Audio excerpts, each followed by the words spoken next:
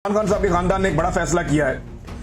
इमरान खान साहब की बहनें ये कहती हैं कि इमरान खान के तो हाथ बंधे हुए हैं। हम जब जेल में जाते हैं तो अब दो बहनों को ये इजाजत है, आहिस्ता आहिस्ता इमरान खान को तनहा कर दिया गया है, बाकी लोगों को मिलने नहीं दिया जाता।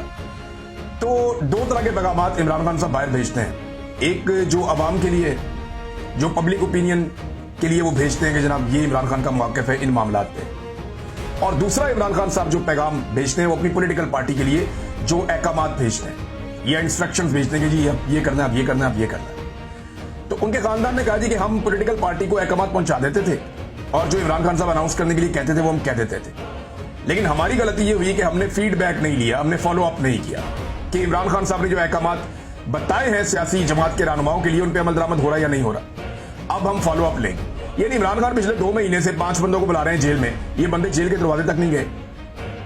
इन्होंने इतनी तकलीफ नहीं की कि ये खैबर पख्तूनख्वा से उठे और उठकर जेल के दरवाजे पे जाके कोई कोशिश ही कर लें, थोड़ा जोर ही लगा लें कि जनाब हम आए अपने लीडर को मिलने के लिए, हमें मिलवा दो। इन्होंने ये भी नहीं किया।